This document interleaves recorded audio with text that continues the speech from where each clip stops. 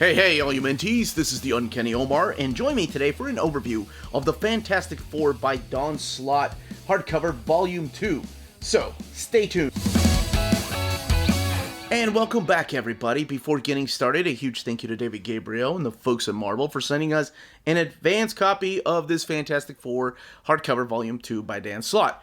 And I said advance, but I'm doing an overview instead of an advance overview because I had packed it up and I had to unpack it. So some of you all know we are in the process of moving. So that was on me. I tried to look for it for a week and I finally found it. So here it finally is, my overview. It did come out this week. So what we're looking at here is the front cover. This is supplied by Nick Bradshaw. Here's what the spine looks like. Fantastic Four. Slott, Izasuke, and Medina right there. This image of the four, and then Volume 2. Then the back of the book. The book retails for $39.99, and since this is a deluxe hardcover, it is the size, or at least as tall as an omnibus. And because it's a deluxe hardcover, it usually means that they are slimmer than your average omnibus. So let's take a look at it underneath the dust jacket. We have this kick-ass image of Ben Grimm punching the crap out of the Hulk so much that he is breaking his own stony body. That is kick-ass. And I'll talk about that story in here. So, let's get this book open, showcase the artwork, and of course, talk a little bit about the premise of some of the stories found in here. Alright, so let's get this book open. We have some blue end pages. Fantastic Four blue, that is. Another image of the Hulk and the Thing. Man, they just beating the crap out of each other. It was a fun story, actually. An image of the Human Torch, and here are all the credits and what is included in this particular volume. So this volume contains Fantastic Four. This is the 2018 series that was relaunched by Paco Medina, or actually, it was relaunched by Sarah Pichelli and Dan Slott. So it contains issue 12, the A story, and then issues 14 through 20. The one-shot for Yancey Street, and the one-shot Negative Zone, which Osho, Uncanny Omar talked pretty one day, also contains the Fantastic story. It's a little mini story in there. So the first story is pretty much just Alicia. I always want to say Alicia now that I have my daughter named Alicia. Alicia Masters and Ben Grimm. So this is a little bit of a spoiler, but something happened to them finally after years and years of waiting in the previous volumes. And if you don't want to know what that is, maybe put me on mute. Okay, those that have muted me, awesome.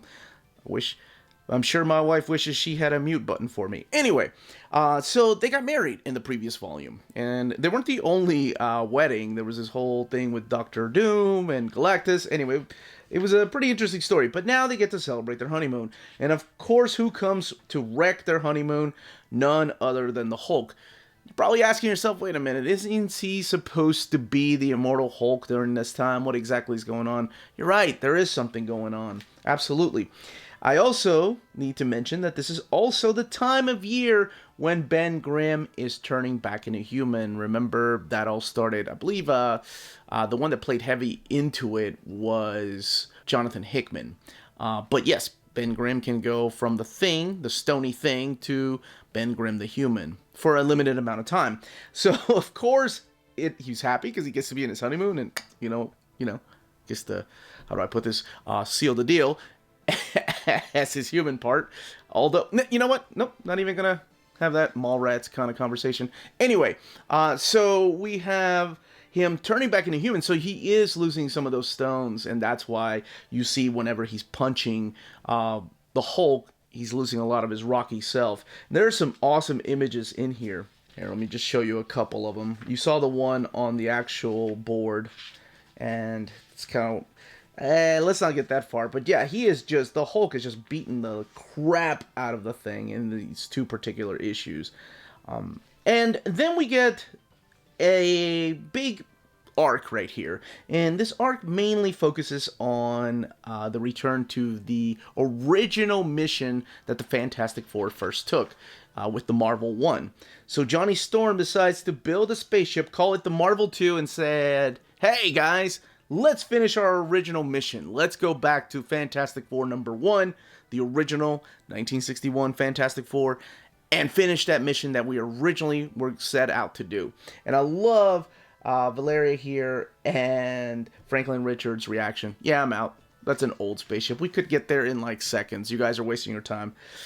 Yeah, that's awesome. That's an awesome reaction. So, everybody is set out to go on this new mission. They go to this particular planet. Let's take a look at this. Oh, some of the variant covers are collected on the opposite side of the standard edition covers, by the way. So you have this carnageized cover right here. But they go to this particular world called the Spire. And in this world, there are people from this world that have powers. So you have Sidearm, you have Elementa, Kalo, Core, Belter, Citadel, and Sky. And Sky plays a big part in the Fantastic Four. This is a huge, long arc. The four are separated, and I love the way that this is done. Because when the Fantastic Four first appear on this particular planet, they are made out to be enemies. They're adversaries that have come and filled some kind of prophecy. And nobody can understand what they're saying. Of course, that probably says flame on. You can figure it out. But they do something really neat at the end of this particular issue that is collected here. So yes, this is the way that everybody, it's not a mess up, it's not a goof up, it's just the way that these particular people understand them. It's usually the other way around, right? Like we see what the humans' side of things and their narrative are, whereas the aliens are untranslated wording sometimes. But in this particular issue, it's the other way around, and here's the actual translations for the gibberish. Now eventually, of course, the Fantastic Four do understand people from this world, and vice versa. But they're all separated. Ben is underground somewhere, and you have Johnny and Sky kind of get a little too comfortable with each other. Maybe not too comfortable. Let's see what else is in here. Let's showcase a little more of this artwork, and then move on to the 2 one-shots. So a lot of this is, of course, drawn by Paco Medina. You also have Sean Izaakse, who does most of the artwork, but you also have a couple of fill-in issues. Issues 17 and 18, here we go, are done by Carlos Magno and by Luciano Vecchio. So you have 2 different artists, and Carlos Magno is one of those guys I keep seeing, and I just keep falling in love with his artwork, and I hope they give him a big flagship title one day. Now, let's move on to the 2 one-shots. Oh, you do have the return of Wyatt Wingfoot, by the way. Very nice. I love that character. He's from the early Silver Age stories, Johnny Storm. Yeah, here we go. So, Fantastic Four Yancey Street. This is a one-shot that is written by Jerry Duggan, and it's drawn by Greg Smallwood, supplying some of the flashback, and then Mark Bagley supplying the present-day stuff. But it's the story of Ben Grimm's brother, Daniel, who was shot dead. Or, I'm sorry, he was stabbed, killed when he was young, trying to make money for the family. That was all, I want to say that was in the actual pages of The Thing. And somebody desecrated his memorial, the youth center memorial that Ben built for him. So somebody spray painted it, and now it's up to Ben to figure out who it was. I really like this story. It had a lot of heart, and Jerry Duggan is one of these writers that never ceases to surprise me. Like, there's things that he's done in the pages of X-Men and then Deadpool, of course, but then he does things like this, and I was like, man, that really hits right here in the heart. And then we have the Negative Zone. So this Negative Zone one-shot, this is written by Mike Carey. I haven't seen Mike Carey write any comics or so, or at least Marvel comics, for a long time. It's been a long time since X-Men Legacy. Hey, those need to be omnibused one day. And then we have the What Are the Fantastic Four? And that is spelled Fantastics. Remember the Fantastix. And 4 is FOR. So asking the question, what the hell are they for? This one's written by Ryan North. And I think it's drawn by Steve Huey. But let's look at the extras. Alright, so here are some sketches and final art. So this is the work in progress. The book has 288 pages. It does have this glossy paper. And here are some variant covers, character designs. That is a beautiful cover. Christian Ward. In Hugh Clee. Brown. And I'm going to show all of them, but they're all splash pages. And they're not all collected back here. Remember, they're sometimes in between the issues. Now, let's look at this binding. Because, you know, for a book that only has 288 pages, you really don't need that much of a binding, but it is sewn binding. A little tiny little eye. But it lays over really well, whether you're towards the very beginning of the book or the very back. And that, as they say, is that.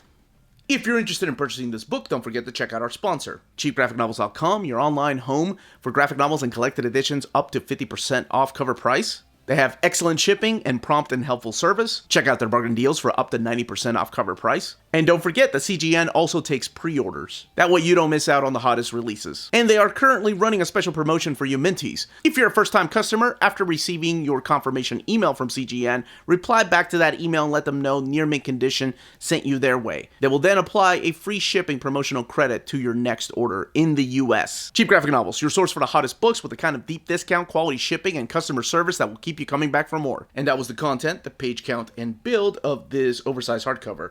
Let me know in the comments down below if this is the way you're picking up the series, if this is the way that you wish each ongoing series that you're picking up in trade paperback or single issues would go. And of course, what you think of this particular run. I see a lot of people divided on this run, whether they like it or they hate it. Some people love it. Anyway, I would love to know your thoughts. This was the Uncanny Omar. Thank you all so much for watching. Don't forget to smash that like button, subscribe if you haven't subscribed yet, and ring that bell for notifications to let you know when our videos are going live. We are on Spreadshop and on Patreon. Amazing ways to support the channel if you can do so. And more importantly, all of you, stay healthy and safe out there. Much love.